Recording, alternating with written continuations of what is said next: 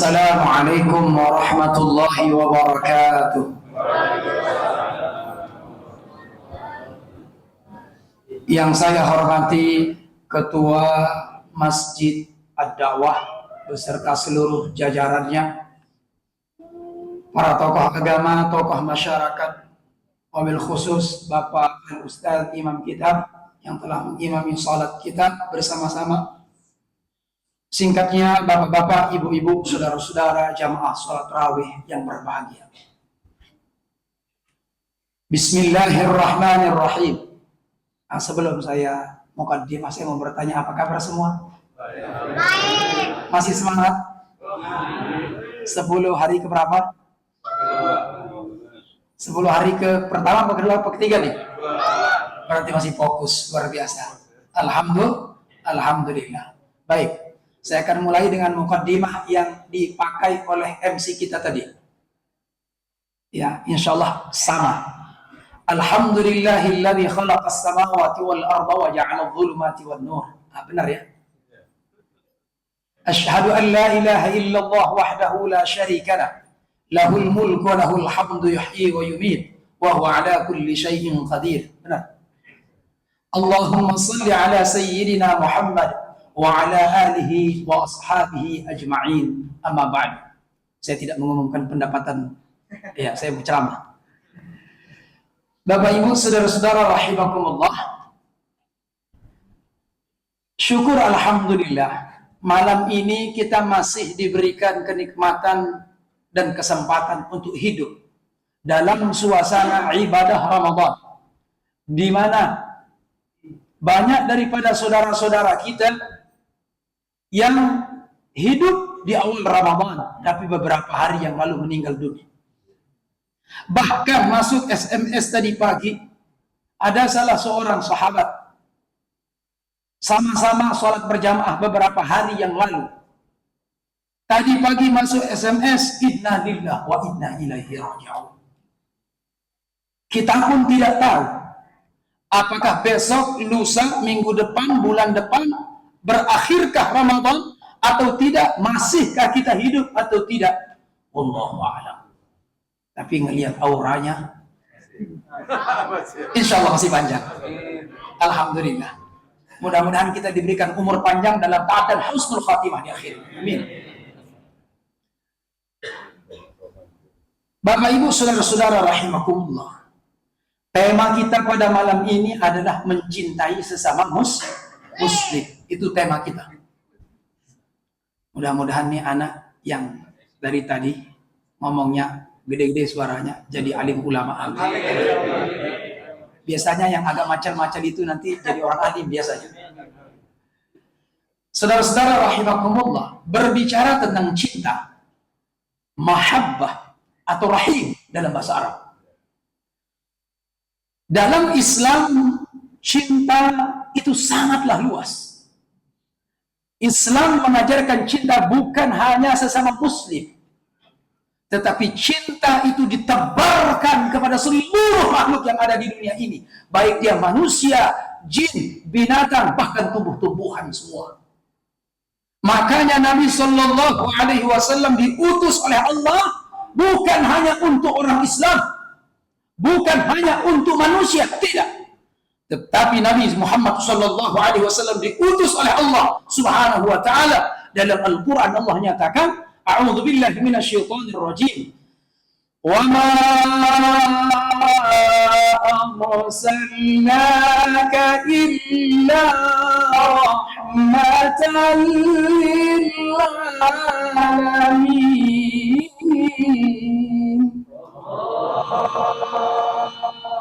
Baru depan aja yang bilang Allah nih, yang belakang masih kosong suaranya nih. Biar tambah semangat dikit dah, kasih kita senang dikit. Ya.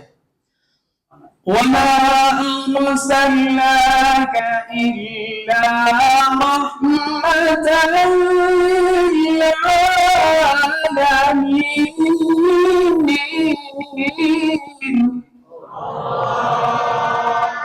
Masya Allah, ini sampai jam 12 kayaknya siang. Masih 1000 jamaahnya. Masya Allah, alhamdulillah.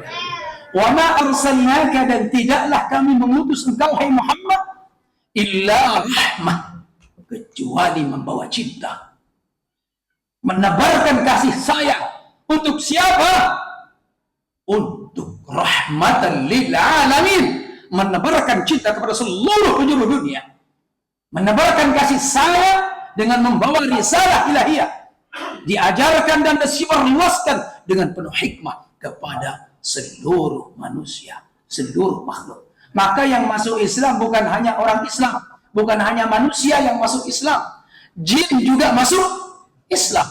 Sampai sekarang di Mekah ada satu masjid namanya Masjid Jin. Saking rahmatnya Nabi Shallallahu Alaihi Wasallam, yang masuk Islam bukan hanya manusia, tetapi jin juga berbondong-bondong masuk ke dalam Islam. Saudara-saudara rahimakumullah, satu ketika ini bicara tentang bagaimana Rasulullah Shallallahu Alaihi Wasallam mengajarkan cinta dalam kehidupan ini. Satu ketika Nabi Shallallahu Alaihi Wasallam masuk ke dalam perkampungan Yahudi di Mekah. Maka beliau menemukan seorang perempuan tua Yahudi buta yang pekerjaannya hari-hari hanya mencaci maki Nabi Shallallahu Alaihi Wasallam.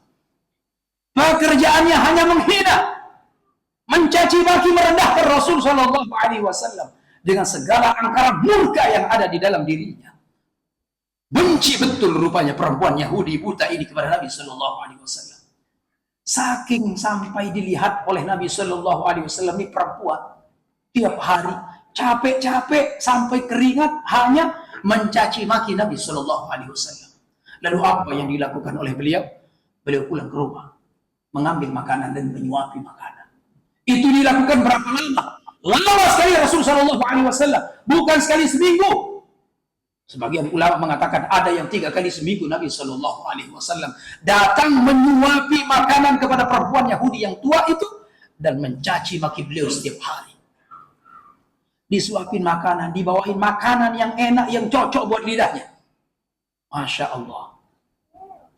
Alhamdulillah di sini juga kita ada berbuka puasa juga ya. Alhamdulillah. Maka dia cocok di lidah juga ya.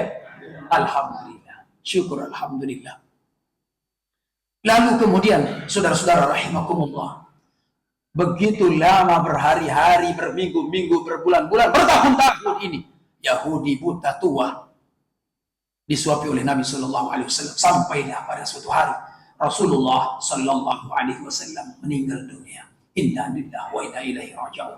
Tidak ada duka terbesar di muka bumi ini selain wafatnya Nabi kita Muhammad Sallallahu Alaihi Wasallam.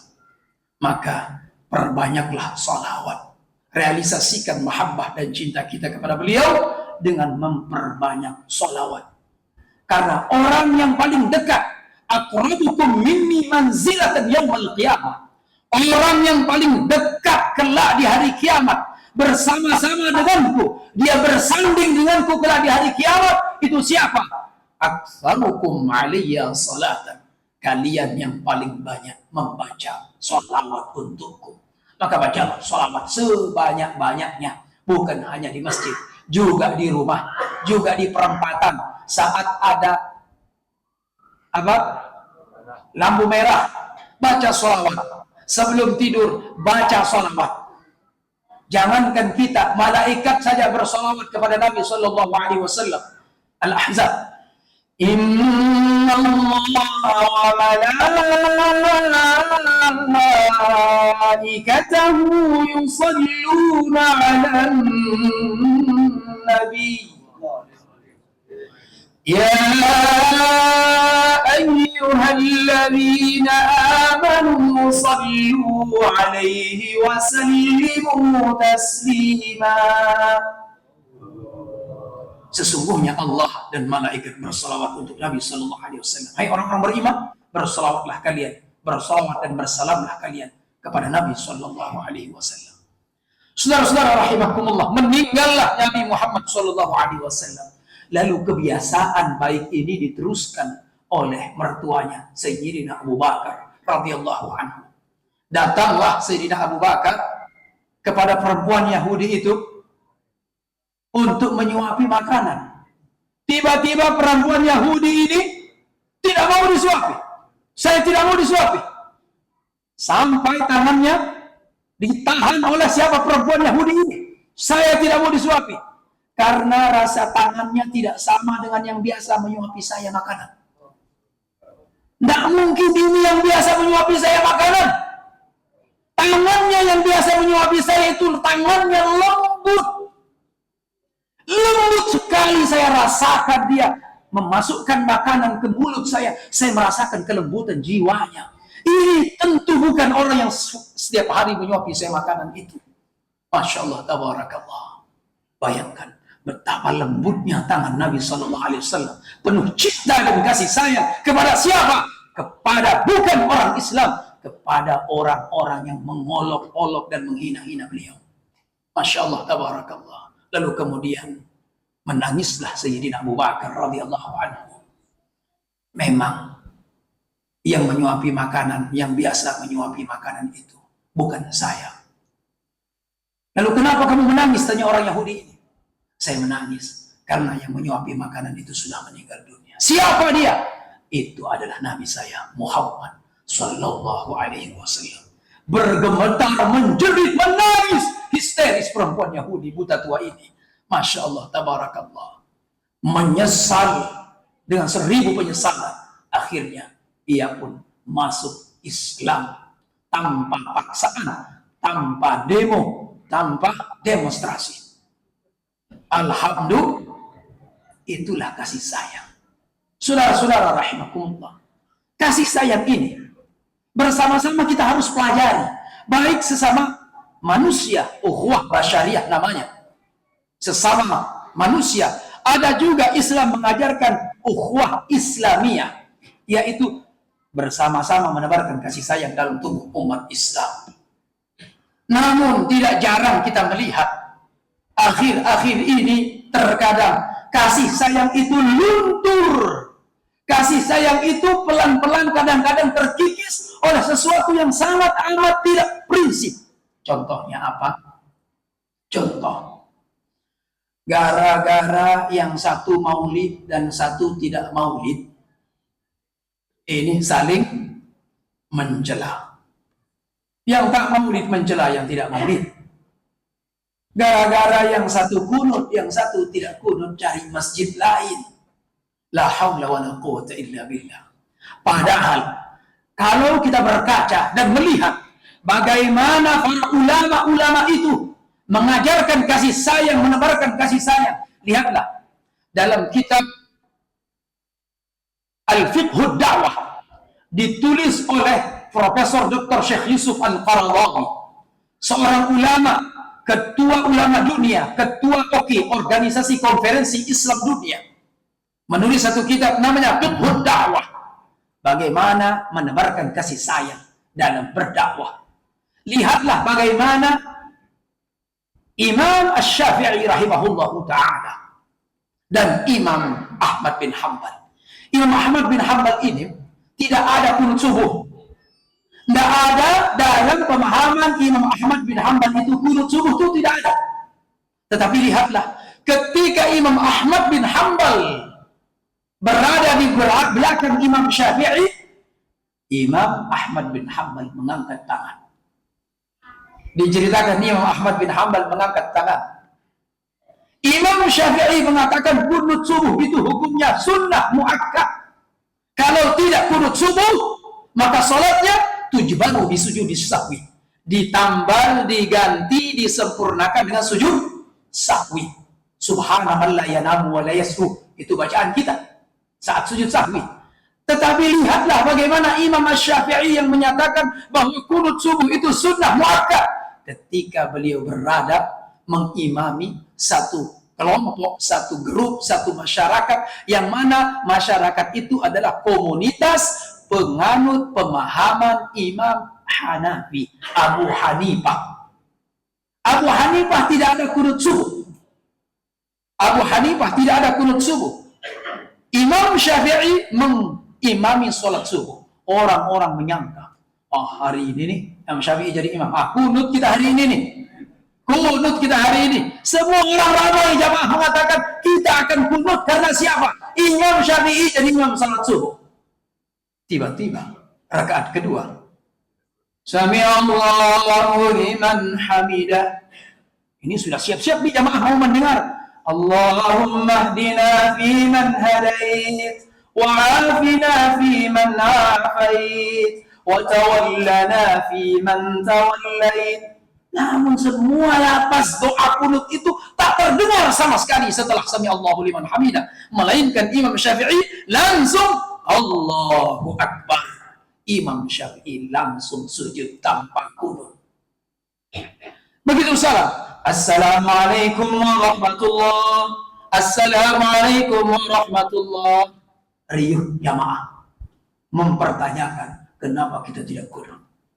Akhirnya seorang di antara jamaah bertanya, ya imam, wahai imam, lima lam taknut, kenapa engkau tidak kunut subuh? Bukankah engkau mengajarkan bahwa kunut subuh itu adalah sunnah muakkad? Kalau kita lupa atau bahkan sengaja meninggalkan kunut subuh, maka diganti ditambal dengan sujud sahwi. Lalu kenapa engkau tidak kunut wahai imam? Imam Syafi'i menjawab, ta'adduban ma'ahu, aku menghargai pandangan Imam Abu Hanifah. Imam Abu Hanifah sudah meninggal dunia puluhan tahun. Imam Abu Hanifah meninggal dunia masih dihormati oleh Imam Asy-Syafi'i. Karena tahun lahirnya Imam Syafi'i adalah tahun wafatnya Imam Abu Hanifah. Begitulah para ulama mengajarkan kasih sayang dalam bermuamalah, dalam bermasyarakat, dalam pengajian. Mereka tetap saling hormat, menghormati. Jangan sampai ada, ini real nih, true story, benar-benar terjadi. Ada orang karena di masjid itu biasa kunut, sedangkan dia ini orang yang tak biasa kunut. Akhirnya orang ini dia cari masjid yang sungguh sangat jauh dari rumahnya, yang penting tidak kunut. Ini kan salah dalam memahami agama. Iya. Saudara-saudara rahimakumullah, bagaimana mungkin kita bisa berkasih sayang kalau hanya dengan hal-hal yang prinsip saja kita tidak bisa saling menghargai? Padahal Islam mengajarkan mathalul mu'minin fi tawadihim wa tarahimihim wa ta'atubihim kamathalil jasadi idza ishtaka minhu 'udwun tada'anahu sagirul jasadi bis-sahari wal humma. Bahwa perumpamaan seorang mukmin dengan mukmin lainnya dalam kehidupan, dalam berkasih sayang adalah kamathalil jasad, bagaikan satu tubuh. Idza ishtaka minhu 'udwun, apabila satu saja anggota tubuhnya yang sakit, tada'anahu sa'irul jasadi bis-sahari wal humma, maka seluruh anggota tubuhnya merasakan sakit disebabkan karena satu anggota tubuh tadi. Maka saudara-saudara rahimakumullah, ini ceramah serius sekali. Tidak ada nafas saya lihat jamaah nih. Masya Allah, tarik nafas panjang-panjang. Nah, itu artinya alhamdulillah jamaah ad-da'wah ini diberikan getaran-getaran jiwa dalam mendengarkan ayat-ayat Allah, dan itu pertanda bahwa imannya benar-benar dia orang beriman. Quran mengatakan innamal mu'minun, sesungguhnya orang yang benar-benar beriman itu idza dzukirallah, apabila disebutkan Allah, apabila disebutkan ajaran Allah, maka apa? Wajilat qulubuhum, bergetar hati mereka, bergetar hatinya. Wa idza tuliyat alaihim ayatu, apabila dibacakan ayat-ayatnya, zadatuhum imana, bertambah keimanan mereka. Maka saudara-saudara jamaah salat tarawih rahimakumullah, mudah-mudahan kita semua sampai di akhir Ramadan ini terus belajar untuk introspeksi diri kita masing-masing. Kira-kira apa kekurangan saya? Kira-kira apa kebiasaan yang kurang baik dalam diri saya? Maka kebiasaan-kebiasaan yang kurang baik itu kita bersama-sama untuk menggantinya dengan yang lebih baik. Hanya ini yang bisa saya sampaikan. Terima kasih atas segala perhatiannya. Mohon maaf atas segala kekurangan. Benar yang mutlak datang dari Allah, salah yang mutlak datang dari saya pribadi. Wassallallahu ala khairi khalqih sayyidina Muhammadin wa ala alihi wa sahbihi wa baraka wa sallam, walhamdulillahi rabbil alamin. Thumma assalamu alaikum warahmatullahi wabarakatuh. Waalaikumsalam.